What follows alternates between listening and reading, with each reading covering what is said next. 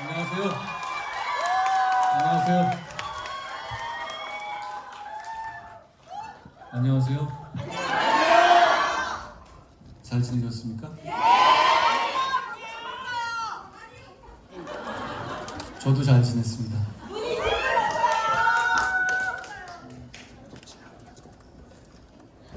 저를 지키려 하지 마십시오. 제가 여러분을 지키겠습니다. 저는 포기하지 않겠습니다. 제가 여러분과 인사할 때 마지막으로 이 얘기를 했던 것 같습니다. 저만 기억하는지 모르겠지만요. 저는 오늘의 얘기를 그때로부터 시작하겠습니다. 다시 시작하겠습니다.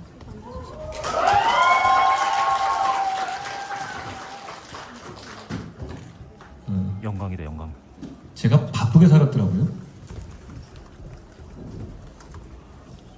이렇게 젊은 시절 이후에 제 생활을 돌아보니까 12월 24일 크리스마스 이브하고 크리스마스를 그냥 온전하게 쉬어본 적이 단 한 번도 없더라고요. 되게 일을 하고 지냈던 것 같습니다. 그 작년에는 비상대책위원장으로 가게 돼서 어떻게 해야 될지를 고민하고 준비하면서 지냈고요. 그 이전에도 계속 일을 하면서 보냈습니다. 그런데 이번 크리스마스는 완전히 처음부터 끝까지 제 시간이었어요. 제 집에서 가족들도 바쁘고 해서 저랑 놀아줄 것도 아니어서 크리스마스 이브하고 크리스마스에 집 주변에 있는 카페에서 혼자 책을 좀 보고 그랬거든요. 근데 그때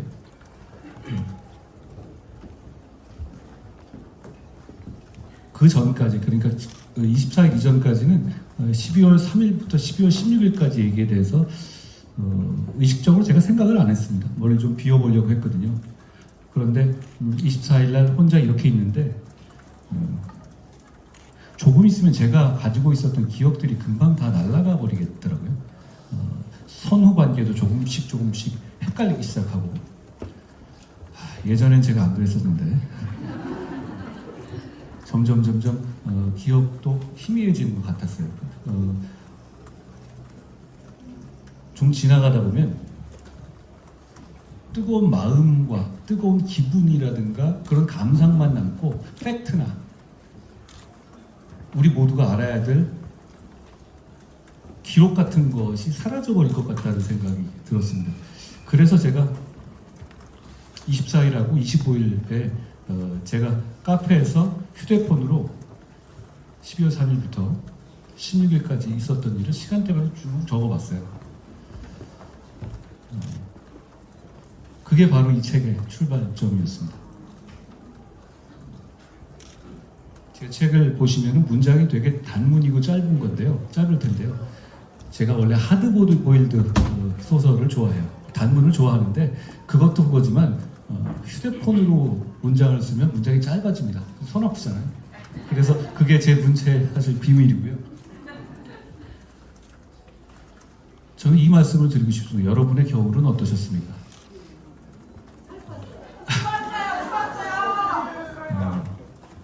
저도 많은 생각을 하면서 보냈는데요. 우리 대한민국에서 지난 겨울을 보내면서 많은 분들이 고통스럽고 많은 분들이 안타까우셨을 거라고 생각합니다. 저도 그런 마음이었어요. 그 점에 대해서 대단히 죄송스럽게 생각한다는 말씀을 먼저 드리고 싶어요.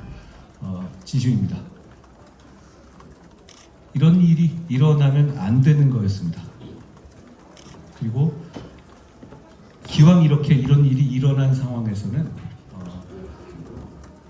지금 어떻게 해야 좋은 미래로 갈 수 있을지를 궁리하고 그 길을 찾아서 용기 있게 결단하고 헌신하면서 나아가야 할 때라고 생각합니다. 제가 여러분과 함께 그 일을 하고 싶습니다.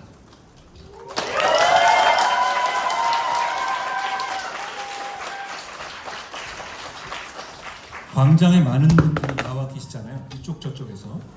그리고 그 광장에 나오는 인파들을 불편해 하시는 시민들도 많이 계시죠.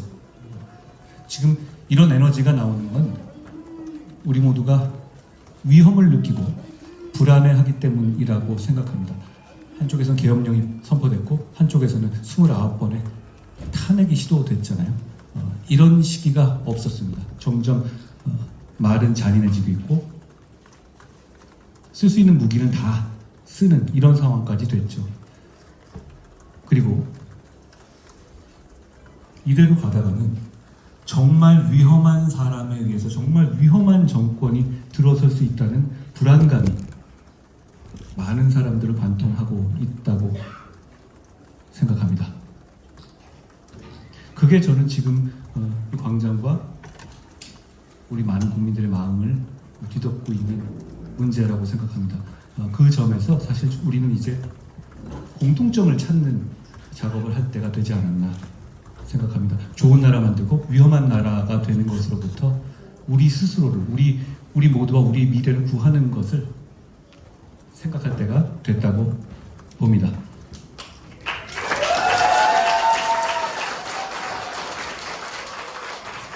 우리 헌법이 1987년에 만들어진 게 지금 우리가 쓰고 있는 헌법이죠. 87 체제의 극복이라는 말씀 많이 들어보셨죠? 87년에 굉장히 어리셨던 분들이 많이 계실 것 같은데요. 태어나지 않았던 분도 계실 것 같고요. 그런데 먼저 오해는 하나 풀어야겠습니다. 87 헌법, 87 체제는 대단히 위대한 체제입니다. 우리가 그 87년 헌법을 가지고 선진국이 되지 않았습니까? 그 87년 헌법을 가지고 민주주의 국가가 되지 않았습니까? 저는 이 헌법에 대해서 대단히 고마운 마음을 가져야 한다라고 생각합니다. 그런데 그 87 헌법은 정치 주체가 어느 정도 절제하는, 할 수 있지만 안 해야 되는 선을 지키는 절제의 정신을 전제 조건으로 하고 있어요. 여러분 생각해 보십시오. 민주당 이재명 측에서 하고 있는 29번의 탄핵, 그게 어차피 헌법에 없었습니까? 있었던 겁니다. 대통령이 한 비상계엄 헌법에 없었습니까? 있었던 겁니다. 그렇지만 수십 년 동안 헌법에 있었지만 감히 그것까지는 안 하는 절제 정신이 서로 지켜온 암묵적인 룰이었고, 그게 깨진 겁니다. 정말 위험한 세상이 되고 있는 거예요. 그렇기 때문에 87년 체제는 극복해야 할 때가 된 겁니다. 이번에 극복하지 않으면 다음번엔 정말 더 잔인한 세상이 될 겁니다. 이것 이상으로 가지 않겠어요? 그렇기 때문에 저는 87 체제 극복이 단순한 과거의 극복이 아니라 미래를 위한 초석이라고 생각합니다. 그렇기 때문에 제가 정치를 재개하면서 새로운 시대를 바꿔야 한다는 말씀을 드린 겁니다. 제가 2달 동안 쉬면서 87년 헌법을 만드는데 관여한 어르신들을 좀 찾아뵀었어요. 그런데 제가 그때 그분들 뵈면서 느낀 게 뭐냐면 87년 헌법이 대단히 짧은 시간에 만들어졌다는 거였습니다. 몇 명이 앉아서 몇 달 만에 끝냈다는 거예요. 당시에는 직선제만 관심이었고 나머지는 그렇게 국민들이 관심이 없었다는 겁니다.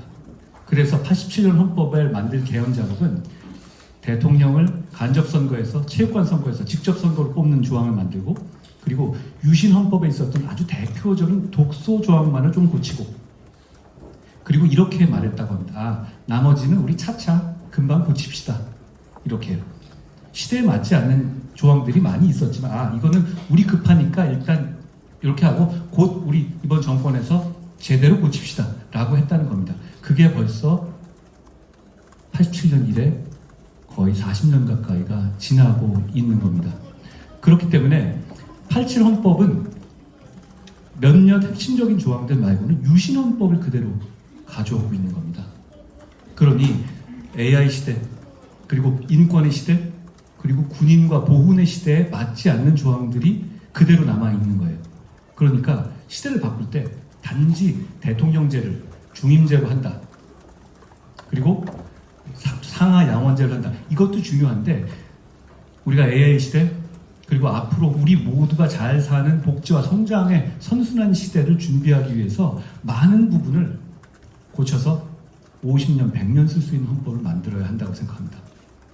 여러분, 그런데 이런 말을 하는 사람은 많았습니다. 그런데 늘 되지 않았죠. 개헌 얘기가 나왔을 때 항상 정치권의 일이야라고 많은 분들이 여론조사에서 부정적으로 답하는 이유는 그게 되겠어? 라고 생각하기 때문일 겁니다. 그런데 이번에는 반드시 해내야 합니다. 제가 이런 질문을 드리고 싶습니다. 이런 일을 또 겪으실 겁니까? 이런 일을 또 겪게 되면 대한민국의 미래는 없습니다. 여러분, 의료 사태, 트럼프 대통령이 온 이후에 국제적인 관계 문제, 경제 성장률의 저하의 문제, 서울 집값 상승의 문제, 대단히 중요한 문제들이죠. 그런데 언론 지면에서 잘 안 보이죠? 계엄이니 탄핵이니 이런 이슈들이 다 장악하고 있잖아요, 언론 지면을. 그럼 과연 우리가 진짜 해결해야 될 이런 우리 민생의 문제들, 미래의 문제들이 없어진 겁니까? 아닙니다. 정치의 문제, 정치가 해결하지 못하고 있는 장애물 때문에 뒤로 치워져 있는 겁니다. 저희는 다시 그걸 끌어올려야 하고, 그걸 하기 위해서 과거를 극복하고 계엄의 바다를 건너야 한다는 말씀을 드리고 싶습니다. 그렇지 않으면 새로운 미래로 갈 수 없기 때문입니다. 그렇게 개헌을 하는 방법은 왜 지금까지 개헌이 안 됐을까요? 저는 이렇게 생각합니다. 모두가 새로운 시대의 주인공이 되고 싶어 하는 욕심이 있었기 때문이라고. 그런데 새로운 시대는 구시대를 온몸으로 정리하겠다, 구진리로 정리하겠다는 희생과 헌신이 없으면 절대 열리지 않습니다.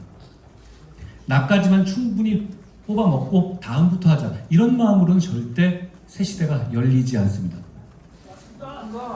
결국 누군가의 희생이 필요하고, 누군가의 굳은 일이 필요하고, 누군가 구시대 87 체제의 문을 닫는 굳은 일의 역할을 해야 하는 겁니다. 저는 그런 면에서 앞으로 새 시대를 준비할 사람은 그런 희생의 정신을 다짐하고 국민들께 약속해 드려야 한다고 생각합니다. 그래야만 87 체제를 정리할 수 있고 새 시대의 문을 열 수 있습니다. 이번에는 반드시 시대를 바꿔야 합니다. 선수 교체만 가지고는, 선수만 교체해가지고는 우리는 더 잔인해지고 더 표독스러워질 겁니다. 그리고 그 과정에서 우리의 진짜 중요한 문제들은 모두 숨겨지게 될 것이고 우리는 역사의 뒤안길로 뒤처지게 될 겁니다. 그렇기 때문에 선수 교체가 아니라 시대 교체를 꼭 해야 한다는 말씀을 드리고 싶었습니다.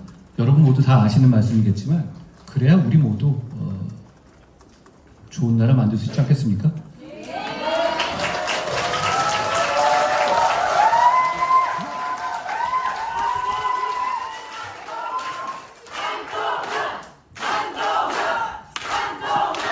절제 시대에 지금 굉장히 흐름이 혼탁하고 그러잖아요. 그러면서 가짜 뉴스들이 난무하고 별별 왜곡된 공격들이 양 진영에서 난무하고 있습니다. 그런 부분에서 이제는 저는 그동안에는 저에 대해서 공격이 오거나 그랬을 때 웬만하면 그냥 넘어가지 하는 식으로 넘겼었거든요. 이제는 저는 그러지 않으려 합니다. 왜냐하면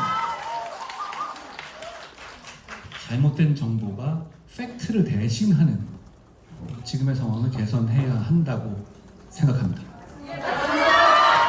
예를 들어서 저는 이런 얘기가 도는지도 솔직히 잘 몰랐었는데 제가 친중 정치인이다 이런 얘기를 하더라고요. 저는 그거를 본 분들이 내가 그동안에 해온 일이 있는데 라고 설마했어요. 그런데 이거를 그냥 팩트 대신에 믿고 있는 분들도 많이 계시더라고요. 여러분, 제가 이것만 말씀드리죠. 적국에만 해당되는 간첩법 조항, 외국, 그러니까 중국까지 포함하는 거죠. 그 조항을 바꿔야 한다고 제일 처음 얘기하고 끝까지 밀어붙인 게 누굽니까?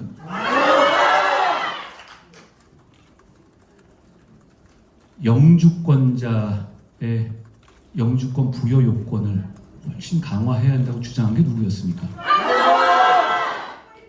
지금 외국인에게 지방 투표권을 주고 있죠? 그 투표 요건에 대해서 상호주의를 강화하자고 주장한 게 누구였습니까? 상호주의 강화를 설명드리면 이런 겁니다. 그 나라에서 우리나라한테 해주는 만큼만 해주겠다는 것이죠. 그 뜻은 뭐냐? 지금 현재 한 90% 정도의 외국인 투표는 중국인들입니다. 전 중국인들 비하하는 취지가 아니에요. 실제로 많이 와 계시니까요. 그렇지만 중국에서는 대한민국이 중국에서 살고 대한민국 국민으로서 중국에 살고 계신 분들에게 투표권을 부여하고 있지 않습니다. 그러면 부여하면 안 되는 겁니다. 그러지 말자는 주장을 누가 강력하고 일관성 있게 해왔습니까?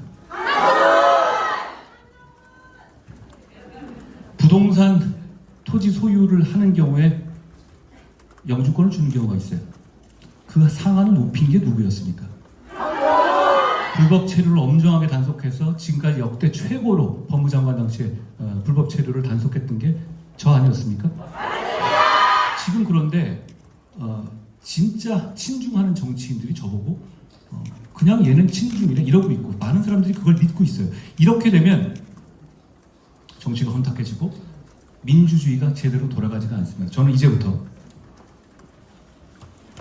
앞으로 이런 식의 말도 안 되는 주장들에 대해서 하나하나 반박하겠습니다. 저한테 궁금하면 물어보러 가십시오. 제가 답하겠습니다.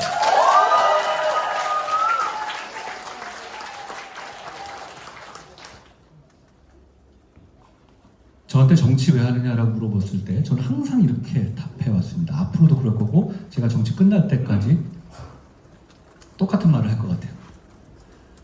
저는 나라가 잘 됐으면 좋겠습니다. 그 마음이고 그 마음을 같이 하는 분들께서 많이 와주셔서 든든하고 고맙습니다. 저는 여러분과 함께 좋은 나라 만들고 싶습니다. 고맙습니다.